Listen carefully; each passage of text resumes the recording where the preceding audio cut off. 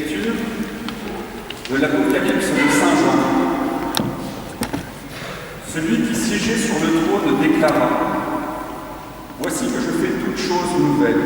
Et il dit: Écris, car ces paroles sont dignes de foi et vraies.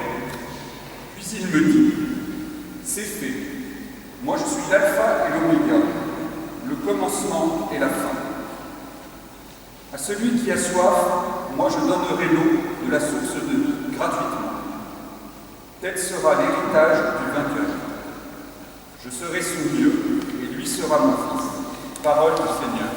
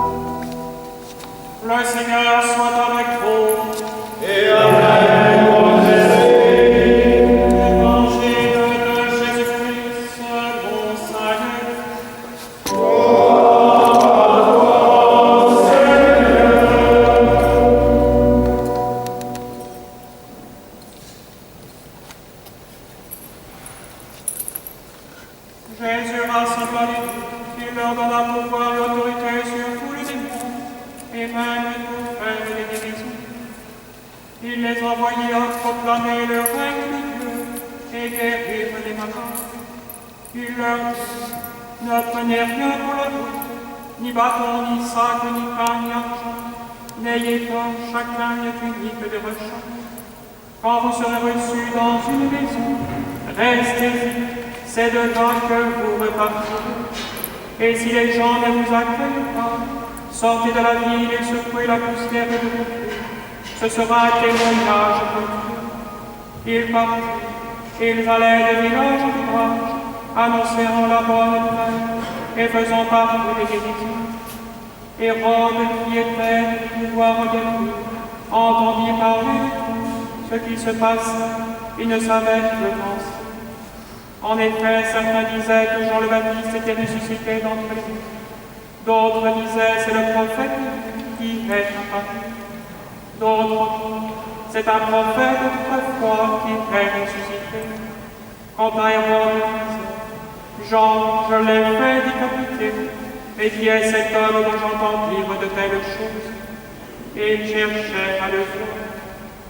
Quand les apôtres revinrent, ils racontèrent à Jésus tout ce qu'ils avaient fait. Alors Jésus, les prenant à l'écart, partit à l'écart vers une ville appelée Bethsaïda. Les foules s'en aperçurent et ils le suivirent. et leur fit bon accueil. Il leur parlait du règne de Dieu et guérissait ceux qui en avaient besoin. Le jour commençait à baisser. Alors les 12 s'approchèrent de lui et lui dirent: renvoie cette foule, qu'ils aillent dans les villages et les campagnes des environs afin d'y loger et d'y trouver des lits. Ici, nous sommes dans un endroit désert. Mais il leur dit: donnez-leur vous-même à manger. Ils répondirent: nous n'avons pas plus de 5 pains et de poissons, à moins peut-être d'aller nous-mêmes acheter de la nourriture pour tout ce peuple. Il y avait environ 5000 hommes. Jésus dit à ses disciples: faites-les asseoir par groupe de 50 environ. Ils exécutèrent cette demande et firent asseoir tout le monde. Jésus prit les 5 pains et les 2 poissons, et levant les yeux au ciel, il prononça la bénédiction sur eux, les reprit et les donna à ses disciples pour qu'ils les distribuent à la foule. Ils mangèrent et furent tous rassasiés, puis on ramassa les morceaux qui leur restaient. Cela faisait 12 paniers. En ce jour-là, Jésus était en prière à l'écart. Comme ses disciples étaient là, il les interrogea. Au dire des foules: qui suis-je? Ils répondirent: Jean le Baptiste, mais pour d'autres Élie, pour d'autres un prophète d'autrefois qui serait ressuscité. Jésus leur demanda: et vous, que dites-vous? Pour vous, qui suis-je? Alors Pierre prit la parole et dit: le Christ, le Messie de Dieu.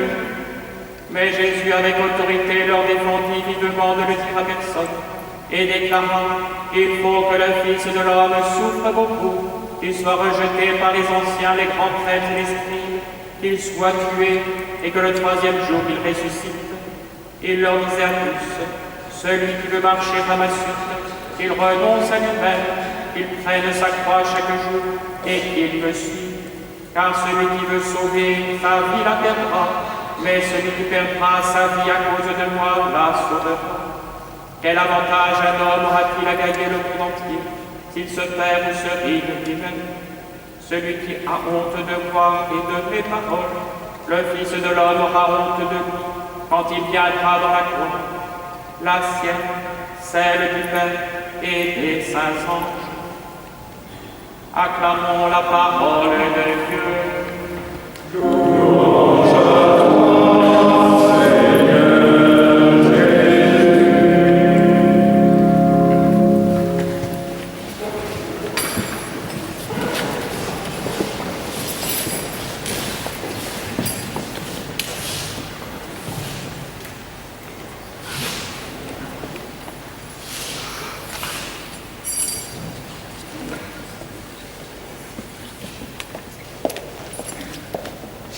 Chers frères et sœurs en Jésus-Christ, en premier lieu, je salue très respectueusement Son Altesse Royale, Don Pedro de Bourbon des 2 Siciles, duc de Calabre, notre grand maître, auquel je renouvelle au nom de nous tous l'expression de notre fidélité et de notre attachement, de chevalier et de chapelain de l'ordre constantinien de Saint-Pierre.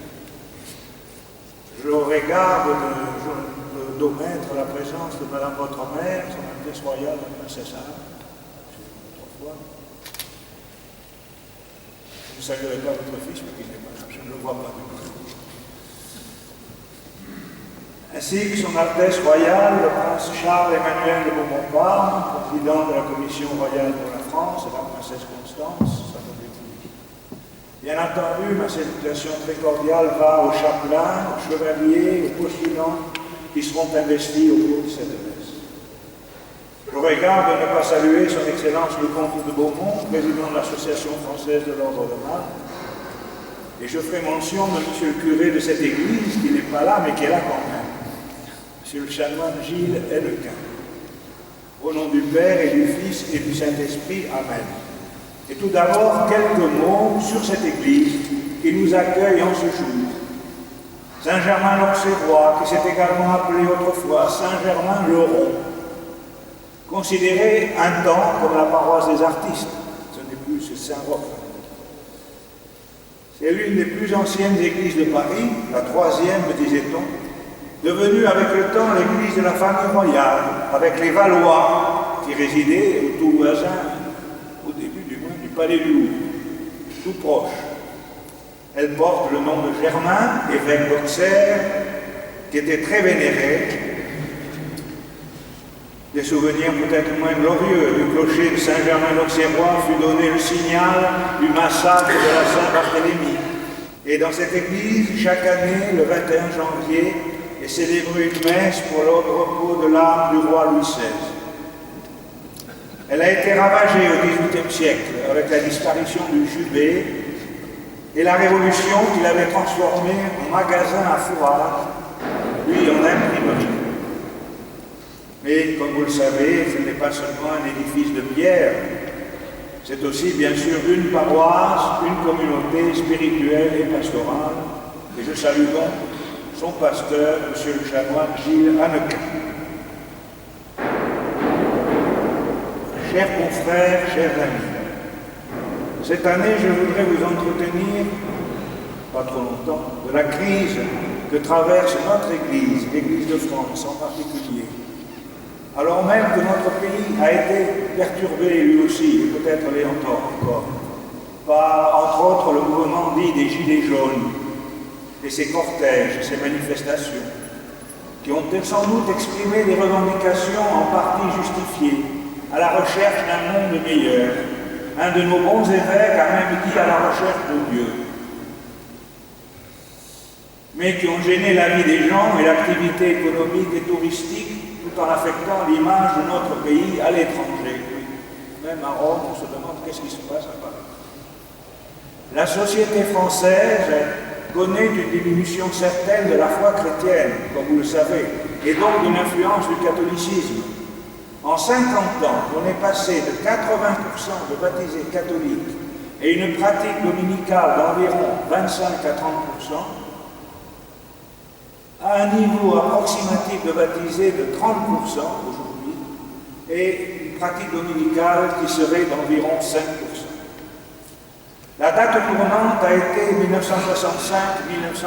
1965-1968, la Pentecôte à l'envers, comme j'aime dire. Et peut-être aussi, malheureusement, 2018-2019 avec la crise des abus. Vous me direz, cela a commencé il y a bien longtemps avec les philosophes des Lumières qui ont forgé un climat, directement ou indirectement, presque de guerre civile froide propre à la vie intellectuelle, je cite un auteur contemporain. Puis les législateurs et les politiques ont fait le reste, la politique ont fait le reste. Certes, les autres pays occidentaux ont connu une sécularisation aussi de l'espace public, mais notre pays a poussé la déchristianisation plus loin, déniant de fait les racines chrétiennes de la France et de l'Europe.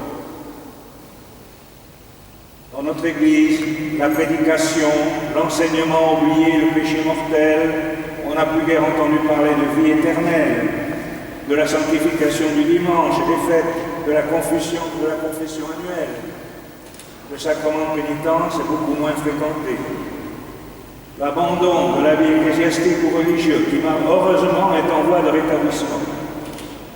On oublie les recommandations de saint Paul à Timothée, insiste à temps et à contre-temps, réfute, exhorte. Un temps viendra où l'on ne voudra plus entendre parler de sainte doctrine. 2 Timothée 4, 23. Mais ne soyons pas trop pessimistes, chers frères. À l'interrogation de Saint Jean-Paul II, à l'aéroport du Bourget, c'était pas hier, en 1980, France, fille aînée de l'Église, qu'as-tu fait des promesses de ton baptême? Nous pouvons faire état de nombreuses communautés chrétiennes vivantes, de nombreuses écoles catholiques, sous contrat et hors contrat, les mouvements de jeunesse, le scoutisme en particulier, les missions humanitaires, l'engagement des catholiques dans la société, et une vitalité intellectuelle certaine, avec aujourd'hui, presque une surprise, des penseurs et des philosophes catholiques, d'aucuns très jeunes et très brillants. La France demeure terre de prière, avec ses cathédrales, ses sanctuaires, ses abbayes, ses centres spirituels. Et nous n'oublions pas la chaîne de nos grands saints, de Sainte-Geneviève et Saint-Louis, à Claire de Castelbajac et Marthe Robin, sans omettre le père Jacques Hamel, le premier martyr français du djihadisme. Écoutons, chevaliers chrétiens, à nouveau la parole de Dieu que nous venons de lire. L'Apocalypse. l'Apocalypse, qui nous a rappelé que celui qui siège sur le trône est l'alpha et l'oméga, le principe et la fin, qu'il donnera la source de vie à celui qui a soif, et que cela sera la part du vainqueur. Il sera fils de Dieu. Le psaume confirmait que Dieu protège les siens, que rien n'ébranle celui qui s'appuie sur lui, que le Seigneur fait du bien aux hommes droits et repousse les esprits tortueux et dévoyés. Quant à Saint Luc, dans l'Évangile, au chapitre 9e, il nous citait le Seigneur qui nous invite à prendre notre croix. Qui veut sauver sa vie la perdra, mais celui qui veut la perdre à cause du Seigneur la sauvera. Rien ne sert de gagner le monde si nous nous perdons nous-mêmes. Chevaliers chrétiens, ne rougissons pas de Jésus-Christ et de son enseignement. Sachons en témoigner, et quand il verra dans la gloire, il ne nous oubliera pas. Nous nous devons de nous recentrer sur Jésus-Christ, sur son enseignement. Où en sommes-nous de notre vie de prière, de notre pratique sacramentaire, de notre lien avec le message évangélique? Et puis, nous nous devons d'aimer l'Église, surtout en ce moment, du très fond de notre âme. Cette Église dont nous sommes les membres et qui malgré tout est sainte, catholique et apostolique.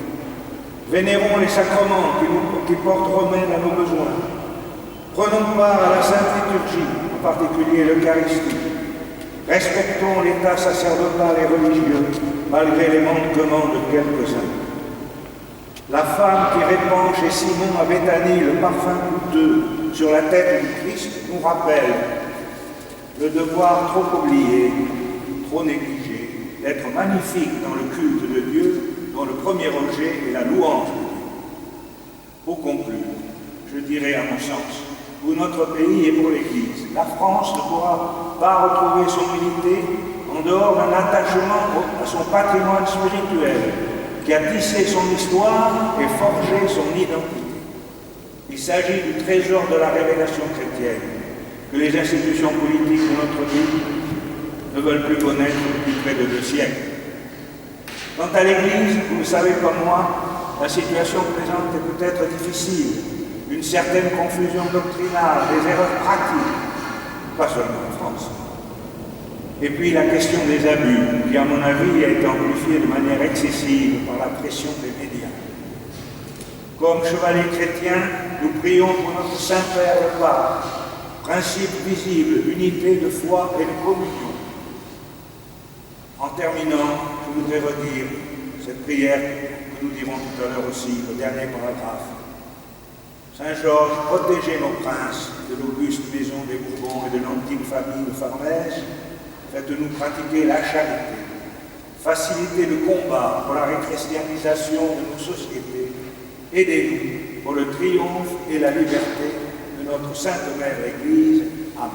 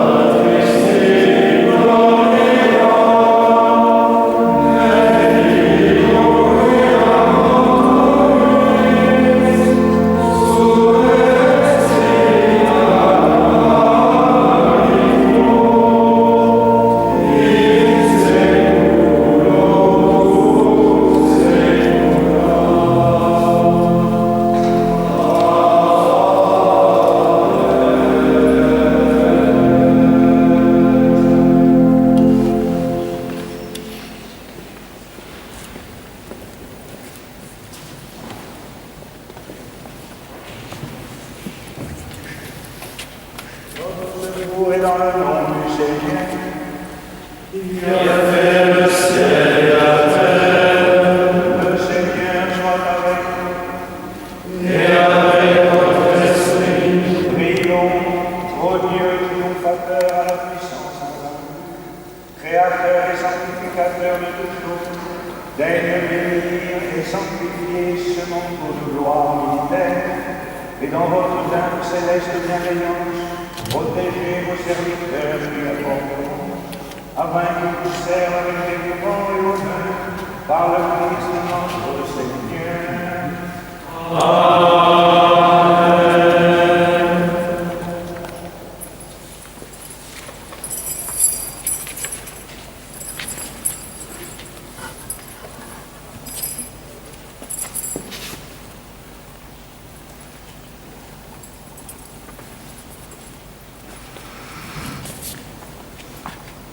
Prions, nous vous prions, Seigneur, Père Saint, éternel et tout-puissant, de daigner bénir ces croix marquées des caractères mêmes par lesquels vous avez promis la victoire contre les infidèles à Constantin, partant en guerre contre les tyrans, afin qu'elles soient pour vos serviteurs ici présents un remède salutaire, qu'elle leur donne la solidité de la foi, le progrès dans les bonnes œuvres et la rédemption de l'âme, qu'elle soit pour eux une consolation, une protection et une défense contre les pièges cruels du démon, par Jésus-Christ notre Seigneur. Amen.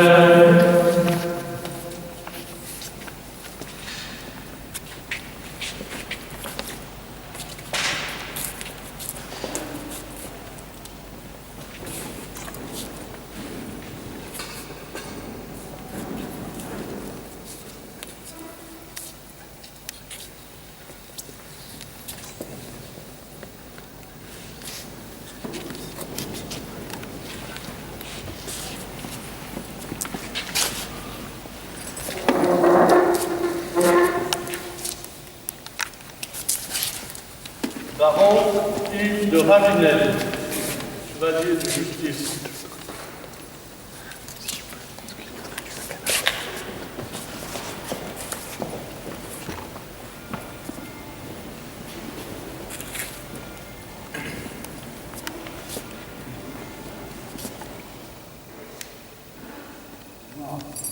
Yves de Ravenel, postulant chevalier de l'ordre sacré militaire constantinien de Saint-Georges, déclare solennellement appartenir à la Sainte Église catholique, apostolique, romaine, suivre son enseignement et pratiquer ses commandements dans la vie quotidienne.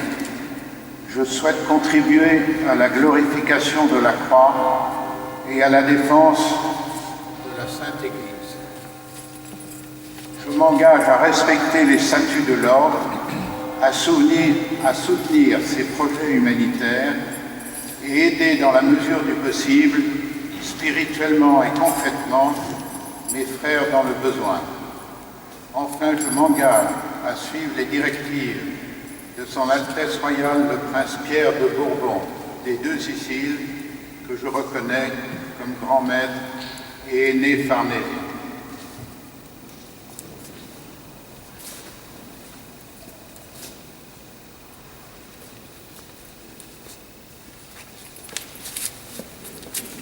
Recevez ce vêtement immaculé et vous le portez sans crainte jusqu'au tribunal de Dieu.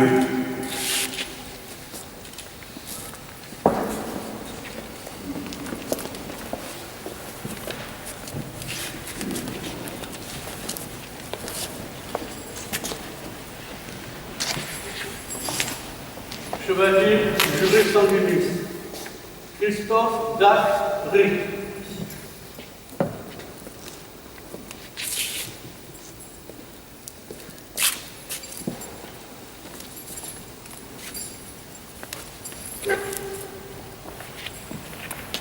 Moi, Christophe Dacreveit, postulant chevalier de l'ordre sacré militaire constantinien de Saint-Georges, déclare solennellement appartenir à la Sainte Église catholique apostolique romaine, suivre son enseignement et pratiquer ses commandements dans la vie quotidienne.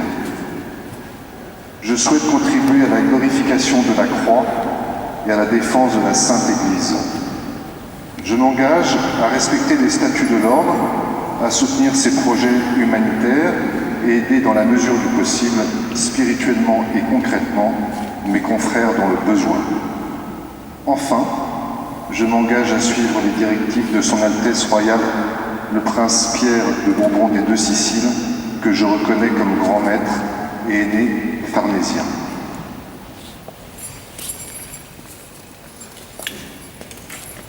Recevez ce vêtement immaculé et que vous le portiez sans crainte jusqu'au tribunal de Dieu.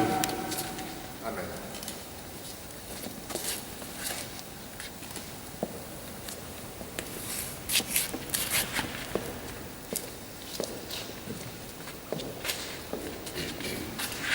Chevalier du Mérite, Charles Becboudet.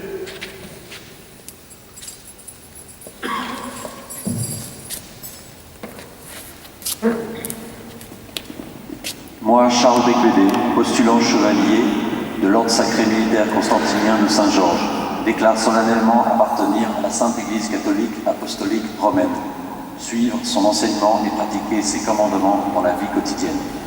Je souhaite contribuer à la glorification de la croix et à la défense de la Sainte Église. Je m'engage à respecter les statuts de l'ordre, à soutenir ses projets humanitaires et aider, dans la mesure du possible, spirituellement et concrètement. Enfin, je m'engage à suivre les directives de Son Altesse Royale, le Prince Pierre de Bourbon des Deux Siciles, que je reconnais comme grand maître et aîné farnésien.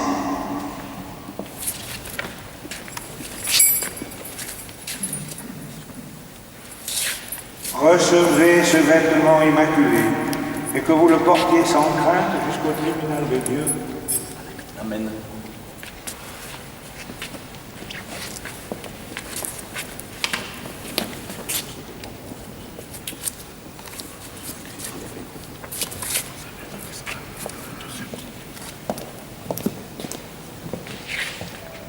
Chevalier du Mérite, Laurent Collin, monsieur Laurent Collin.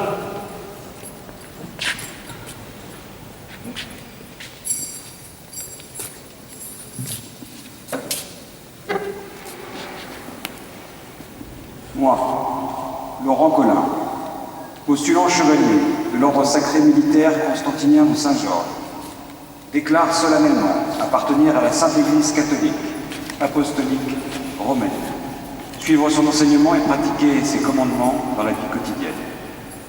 Je souhaite contribuer à la glorification de la croix et à la défense de la Sainte Église.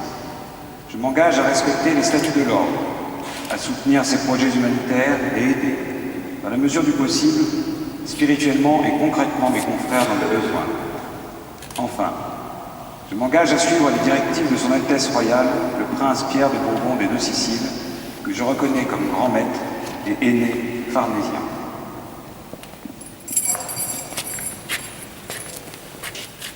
Recevez ce vêtement immaculé et que vous le portiez sans crainte jusqu'au tribunal de Dieu.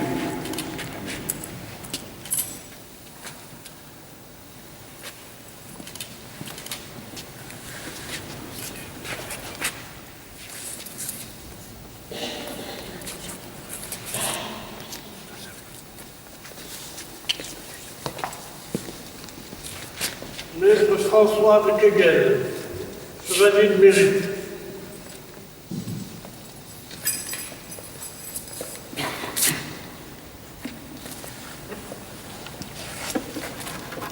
Moi, François de Kegel, postulant chevalier de l'Ordre sacré militaire constantinien de Saint-Georges, déclare solennellement appartenir à la Sainte Église catholique, apostolique et romaine, suivre son enseignement et pratiquer ses commandements dans la vie quotidienne. Je souhaite contribuer à la glorification de la croix et à la défense de la Sainte Église. Je m'engage à respecter les statuts de l'ordre, à soutenir ses projets humanitaires et aider dans la mesure du possible, spirituellement et concrètement, mes confrères dans le besoin. Enfin, je m'engage à suivre les directives de Son Altesse Royale, le Prince Pierre de Bourbon des Deux Siciles, que je reconnais comme grand maître et aîné farnésien.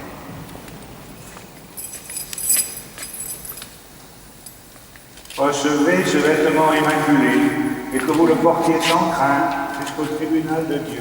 Amen.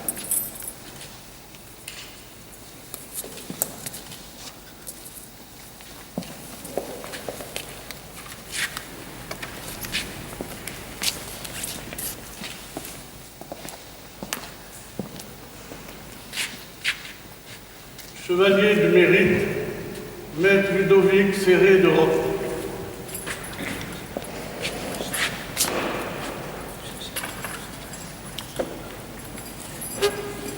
Moi, Ludovic Serré de Roc, postulant chevalier de l'ordre sacré militaire constantinien de Saint-Georges, déclare solennellement appartenir à la Sainte Église catholique apostolique romaine, suivre son enseignement et pratiquer ses commandements dans la vie quotidienne. Je souhaite contribuer à la glorification de la croix et à la défense de la Sainte Église. Je m'engage à respecter les statuts de l'ordre, à soutenir ses projets humanitaires et aider dans la mesure du possible, spirituellement et concrètement, mes confrères dans le besoin.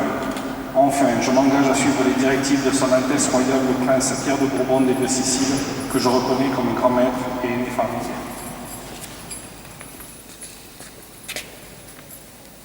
Recevez ce vêtement immaculé, que vous le portiez sans crainte jusqu'au tribunal de Dieu. Amen.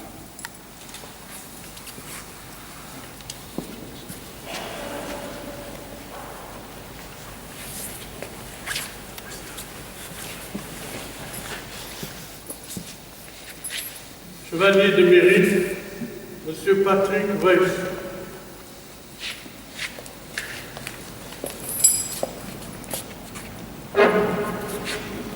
Moi, Patrick Weiss, postulant chevalier de l'ordre sacré militaire constantinien de Saint-Georges, déclare solennellement appartenir à la Sainte Église catholique, apostolique romaine, suivre son enseignement et pratiquer ses commandements dans la vie quotidienne.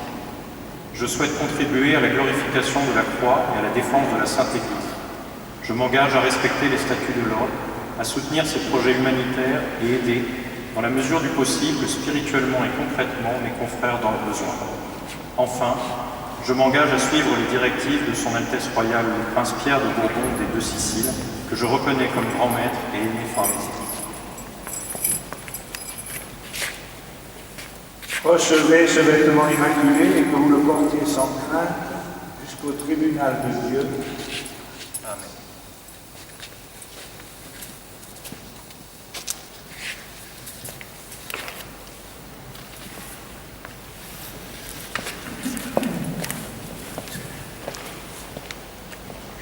Chapelain de mérite, Monsieur l'abbé Gauthier Mornard.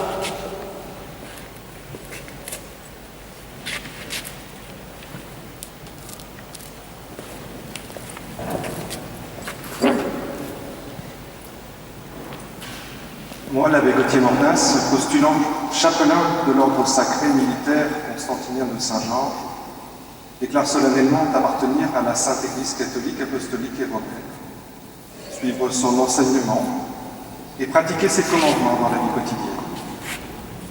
Je souhaite contribuer à la glorification de la croix et à la défense de la Sainte Église. Je m'engage à respecter les statuts de l'ordre, à soutenir ses projets humanitaires et aider, dans la mesure du possible, spirituellement et concrètement, mes confrères dans le besoin. Enfin, je m'engage à suivre les directives de Son Altesse Royale, le Prince Pierre de Bourbon des Deux Siciles, que je reconnais comme grand maître et aîné pharisien.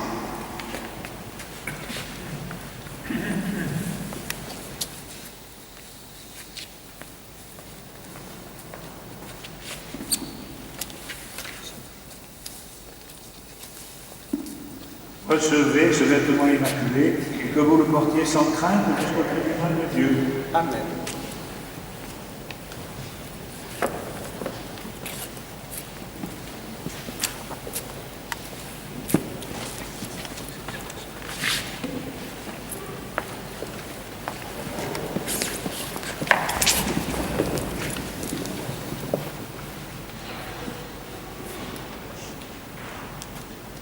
Nous allons maintenant prier la prière de notre ordre, qui sera récitée ensemble avec les chapelains, les dames et les chevaliers présents.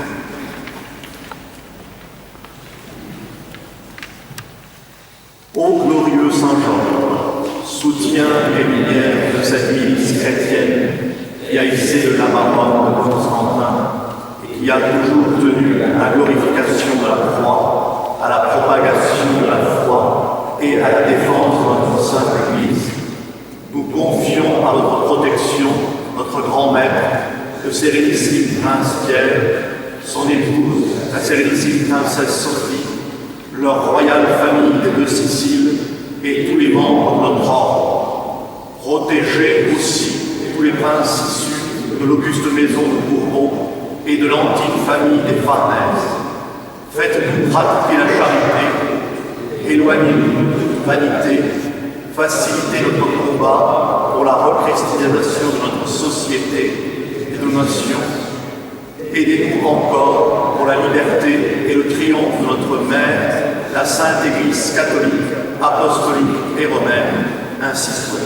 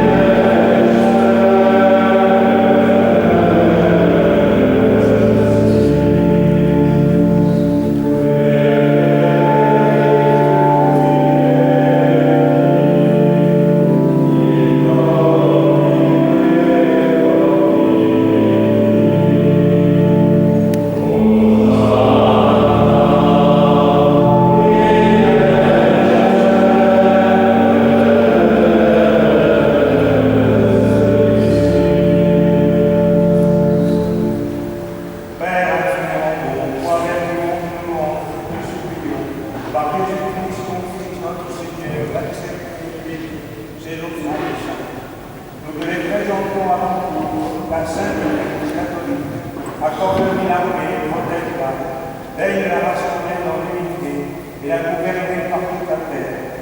Nous les présentons en même temps comme serviteurs de Pape François, l'évêque de ce diocèse, l'archevêque Michel Audetou, et tous ceux qui veillent fidèlement sur la foi catholique au sud des Indes. Souviens-toi, Seigneur, de tes serviteurs, le grand maître et les membres de l'ordre constantinien de Saint-Georges, et de tous ceux qui sont ici réunis. Tu connais la foi et l'attachement. Nous offrons pour eux une œuvre de promesse et de mineur, ce sacrifice de louange pour leur propre rédemption, pour le salut qu'ils espèrent, qu'ils te rendent hommage à toi, tu éternel, vivante et vraie. Dans la communion de toute l'Église, nous voulons offrir en premier lieu la bienheureuse Marie Courtière, Mère de notre Dieu et Seigneur Jésus-Christ, Saint Joseph, son époux, les saints apôtres et martyrs, Pierre, Paul, André, Jacques et Jean, Thomas, Jacques et Philippe, Barthélemy et Mathieu, Simon et Jules, Lindley, Clément, Sixte, Corneille et Cyprien, Laurent, Guillaume, Jean et Paul, Paul et Damien et tous les saints. Accorde-nous à notre prière et notre mérite d'être toujours et partout forts de ton secours et de ta protection. Voici l'offrande que nous présentons devant toi, nous tes serviteurs et ta famille entière, dont ta bienveillance accepte-la. Assure toi-même la paix de notre vie, arrache-nous à la damnation et reçois-nous parmi tes ennemis. Sanctifie la puissance de ta bénédiction, en la tempête et qu'elle devienne le corps et le sang de ton Fils bien-aimé, Jésus-Christ notre Seigneur. La veille de sa passion, il prit le pain dans ses mains très saintes, et les yeux levés au ciel, vers mon Père tout-puissant, en te rendant grâce, il le bénit, le rompit et le donna à ses disciples en disant: prenez et mangez-en tous, ceci est mon corps livré pour vous.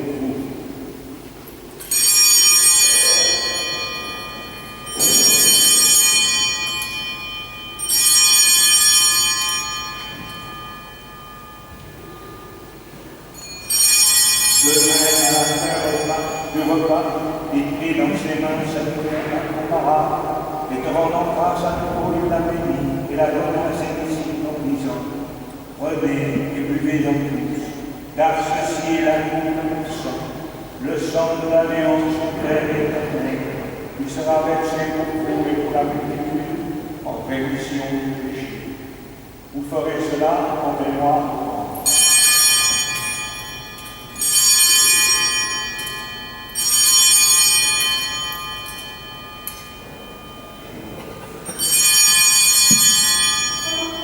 Il est grand le mystère de la foi. Seigneur Jésus, nous célébrons la résurrection. Nous attendons ta venue dans la gloire. C'est pourquoi nous aussi, tes serviteurs, et ton peuple saint avec nous, faisant mémoire de la passion bienheureuse de ton Fils Jésus-Christ, notre Seigneur, de sa résurrection du séjour des morts et de sa glorieuse ascension dans le ciel, nous te présentons, Dieu de gloire et de majesté, cette offrande prélevée sur les biens que tu nous donnes, le sacrifice pur et saint, le sacrifice parfait, pain de la vie éternelle et de tout salut. Et comme il t'a fait d'accueillir le présent de Jésus, le sacrifice de notre Père Abraham, et celui que t'offrit Melchisédek ton contraire, en signe du sacrifice parfait, regarde cette offrande avec amour et dans ta bienveillance accepte-la. Nous t'en supplions, Dieu tout-puissant, qu'elle soit portée par ton nom en présence de ta gloire sur ton autel céleste, afin d'en recevoir ici, par notre communion à l'autel, le corps et le sang de ton Fils, nous soient le complet de ta grâce et de tes bénédictions. Souviens-toi de tes serviteurs, nos confrères Maître André et Damien, et son Altesse royale, le prince Alphonse de Monde, pour le 30e anniversaire de sa mort. Le prince Michel de Montpart, le prince Henri d'Orléans, de la l'impératrice Zita, princesse de Parme, à l'occasion aussi de son 30e anniversaire de service. Tous nous ont précédés, marqués du signe de la foi et qui dorment dans la paix. Pour eux et pour tous ceux qui reposent en le Christ, nous appelons à monter, ils entrent dans la joie, la paix et la lumière. Et nous, pécheurs, qui mettons notre espérance en ta miséricorde inépuisable, appelez-nous dans la communauté des bienheureux apôtres et martyrs, de Jean-Baptiste, Étienne, Mathias et Barnabé, Ignace, Alexandre, Marcelin et Pierre, Félicité et Perpétue, Agathe, Lucie, Agnès, Cécile, Anastasie et de tous les saints. Accueillez-nous dans notre compagnie sans nous juger sur le mérite, mais en attendant ton pardon par Jésus-Christ notre Seigneur. C'est par lui que tu ne cesses de créer tous ces biens, que tu les bénis, leur donnes la vie, les sanctifies et nous en fais le don.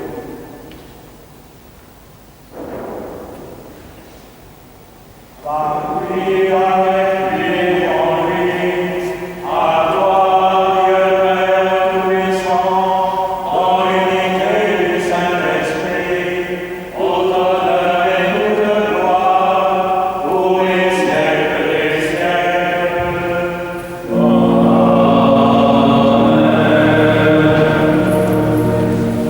Fecit salutaremus omnes, et divina institutione formati, albecum Christe. Padre nostro,